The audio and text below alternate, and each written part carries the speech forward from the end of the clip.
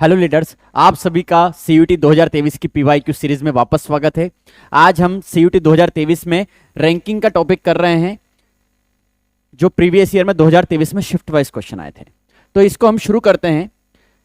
पहले हम कंसेप्ट सीख लेते हैं, दो तीन क्वेश्चन से थोड़ा सा कंसेप्ट सीखते हैं, फिर इसमें एक क्वेश्चन था जिसमें थोड़ा सा कॉन्फ्लिक्ट था, उसके बारे में हम बात करेंगे।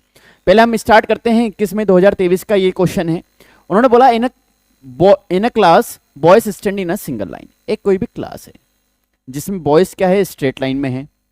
अब ये ए से भी हो सकते थे, इस साइड लेफ्ट हैंड होता है हमारा और इस साइड हमारा राइट हैंड होता है, तो वही पोजीशन बनाएंगे, या हम टॉप या बॉटम से भी बात कर सकते थे।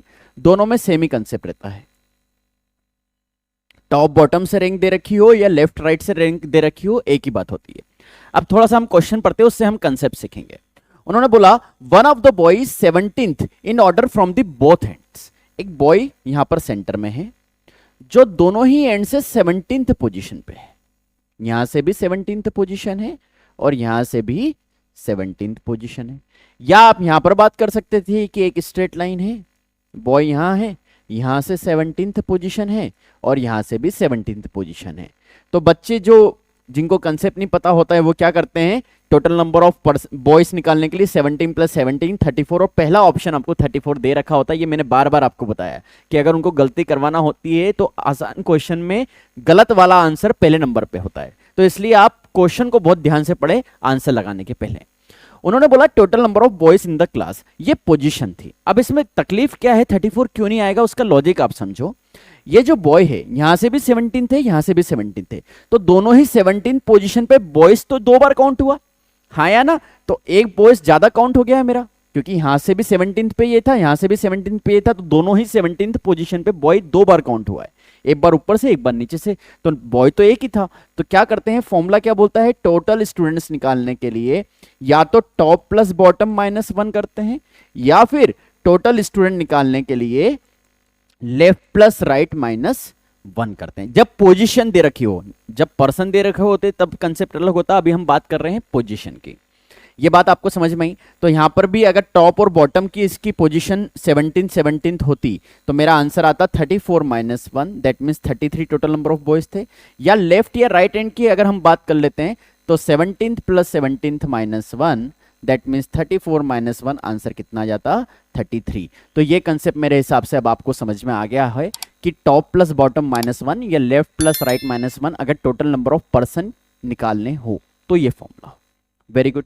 अब इसी फॉर्मूले की एप्लीकेशन नेक्स्ट क्वेश्चन में जो 30 मई को आया था थर्ड शिफ्ट में। Mohan is 17th from the left hand. ये मेरा लेफ्ट हैंड है, ये मेरा राइट हैंड है। मोहन जो है वो 17th है लेफ्ट हैंड से। वेरी गुड, ठीक। और आपसे क्या बोला, in a class of 40 boys. अब ये जो 40 बॉयज है ये पोजीशन नहीं है, ये टोटल नंबर ऑफ पर्सन है। तो हमेशा याद रखना जितने पर्सन होते हैं, फॉर्मूला कंसेप्ट क्या बोलता है कि जो रैंक या पोजीशन होती है वो टोटल पर्सन +1 होती है। अब इसका कंसेप्ट क्या है, अभी हमने समझा था कि टोटल पर्सन क्या होते थे बेटा, लेफ्ट प्लस राइट -1 होते थे, ये होते थे, हाँ या ना। तो अगर -1 इधर जाएगा तो क्या बनेगा, t+1 = लेफ्ट प्लस राइट। तो लेफ्ट प्लस राइट की अगर किसी पोजीशन पे अगर आंसर निकालना है तो वो हमेशा टोटल +1 आएगा। ये मैं आपको बता चुका हूं क्योंकि सेम पोजीशन दो बार काउंट होती है। अब अगर आपको लेफ्ट हैंड या राइट हैंड से पोजीशन निकालना है तो इसी फॉर्मूले से निकलता है। अगर मुझे राइट हैंड से पोजीशन निकालना है तो प्लस लेफ्ट हैंड क्या आएगा, इधर आके माइनस बनेगा। अगर लेफ्ट हैंड से पोजीशन निकालना है तो क्या करना पड़ेगा, टोटल +1 माइनस राइट हैंड। तो कंसेप्ट समझ में आ गया है। टोटल पर्सन निकालने हैं तो लेफ्ट प्लस राइट -1 करो, और किसी भी एंड से अगर आपको पोजीशन निकालना है, दूसरे एंड से दे रखी है तो टोटल +1 माइनस उस एंड की पोजीशन करो। तो यहां पर हमको क्या करना पड़ेगा, टोटल 40 है तो आंसर आएगा 40 + 1 -17। तो 41 - 17 आंसर मेरे पास आ गया है 14th पोजीशन थी, सॉरी ये 14th पोजीशन है। तो 14 14, आंसर कितना आया 27। वापस आप वेरीफाई भी कर सकते हैं, यहां से आपकी पोजीशन कितनी है बच्चा 27th। अब आप देखो सेम पोजीशन पे एक चीज दो बार काउंट होती है, तो 27 प्लस 14 करेंगे तो कितना आएगा 41, और टोटल पर्सन कितने थे 40। तो हमेशा ये याद रखिए, ये कंसेप्ट है जो अभी हाल में एक क्वेश्चन मैंने आपको छोड़ा उसमें बताऊंगा कि टोटल पर्सन से एक ज्यादा होती है रैंक, ठीक है। अगर टोटल पर्सन 40 है तो टोटल रैंक अगर मैं काउंट करूंगा तो कितनी आएगी 41। और अगर आपको रैंक दे रखी है तो हमेशा क्या करना पड़ेगा, उसमें से -1 करना पड़ेगा टोटल नंबर ऑफ पर्सन निकालने के लिए। ये बात अब आपको बहुत अच्छे से समझ में आ गई है, ऐसी मेरी उम्मीद है, ठीक है। तो ये वाला क्वेश्चन भी समझ में आ गया। नेक्स्ट महेश, अब ये वाला जो क्वेश्चन था ना, मैक्सिमम बच्चे इसमें गलत करके आए, क्योंकि इसमें बस एक शब्द था जिसको जल्दबाजी में बच्चा पढ़ता नहीं है और आंसर गलत लगा के आता है। देखो कैसे, अभी आप भी गलत सोल्व करेंगे। उन्होंने बोला Mahesh is 5 rank below top student Mukesh. Top पे बैठा है मुकेश, महेश यहां पर है, क्या बोला है 5 रैंक बिलो, ठीक, यहां तक ठीक। और बॉटम यहां पर है। अब इस महेश की आपको पूछा गया है बॉटम से पोजीशन बताओ। टोटल पर्सन आपको कितने दे रखे हैं बच्चा 40 स्टूडेंट दे रखे हैं। टोटल यहां से यहां तक कितने हैं 40। तो हमारा फॉर्मूला क्या होता है, अगर टॉप प्लस बॉटम -1 करेंगे तो टोटल आता है, और अगर किसी भी पोजीशन से निकालना है तो क्या करना पड़ेगा, टोटल +1 माइनस जो दूसरी पोजीशन आपको दे रखी है वो। डन। तो आप क्या करते, आप ये करते 40 + 1 -5 पोजीशन है तो आप कर देते 5, 41 - 5, आंसर आया 36, और आप आंसर लगाते 36, जो गलत हो जाता। बताओ क्यों? क्योंकि ये 5th रैंक नहीं है। अगर ऐसा बोलता महेश की 5th रैंक है तो बात अलग हो जाती, लेकिन क्या बोला है क्वेश्चन में, महेश जो है वो 5 रैंक नीचे है। तो अगर ये 1st रैंक है तो इससे 5 रैंक नीचे जाऊंगा तो ये 5th नहीं बनेगी, ये कौन सी पोजीशन बनेगी 6th पोजीशन बनेगी। जल्दबाजी में बस एग्जाम में ये जो 2-4 शब्दों का खेल होता है, इसमें पढ़ने में गलती कर देते हैं और आंसर क्या आता है गलत आता है। मेरी बात आपको समझ में आई, हाँ या ना? बिल्कुल मेरी बात समझ में आई, यस और नो?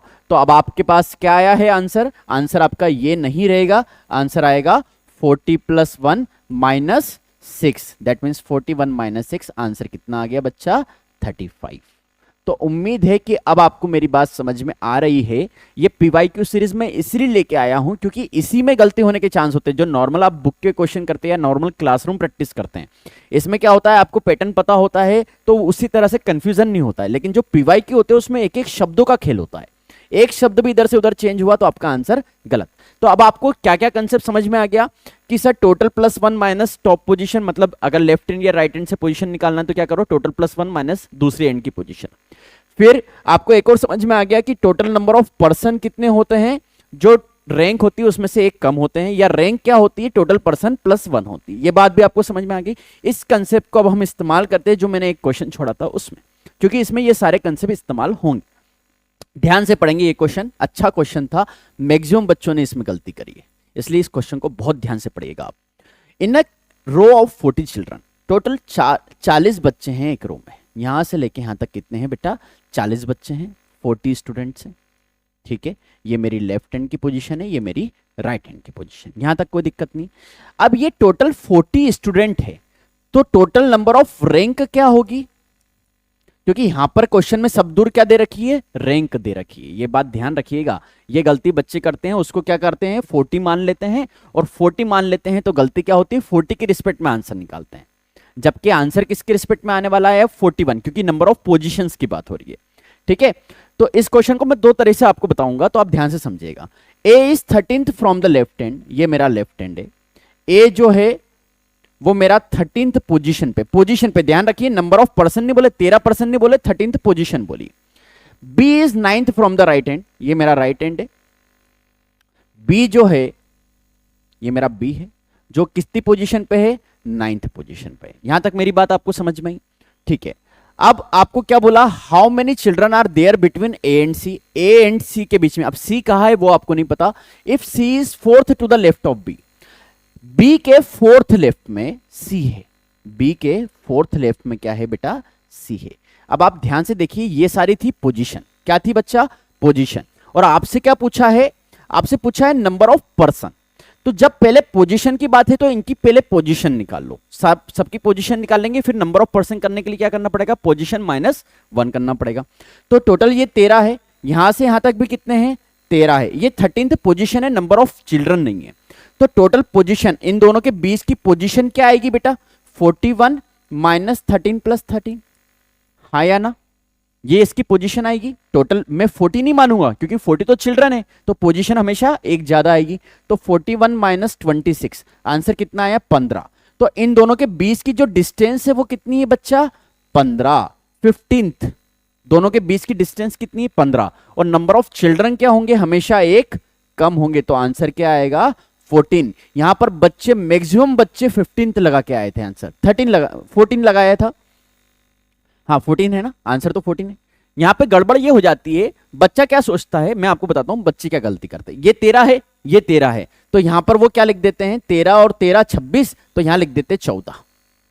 अब ये 14 नंबर ऑफ पर्सन थे, ये रैंक नहीं थी। अगर आपको नंबर ऑफ पर्सन पूछा है तो सीधा आप क्या लगा देते? 14 लगा देते। पर यहां पर कंफ्यूजन हो जाता है कि वो है ना 40 में से माइनस करते हैं और उसमें से भी एक कम माइनस कर लेते हैं। मतलब क्या करोगे आप? 40 - 26 करोगे, आंसर कितना आया? 14। और नंबर ऑफ पर्सन निकालने के लिए आपको पता है क्या करना पड़ता है? -1। तो आप क्या लगाते? 13। और पहला ऑप्शन क्या दे रखा है? 13। अब मेरी बात समझ में आई? पीवाईक्यू में गलती करवाने के लिए हमेशा पहला ऑप्शन इस तरह से सेट किया जाता है कि आप मैक्सिमम टाइम पे क्या करो? गलती करो। तो उम्मीद है कि अब आपको ये कंसेप्ट समझ में आया है। अगर नहीं आया है या कोई डाउट है तो आप मेरे को कमेंट सेक्शन में मैसेज करेंगे।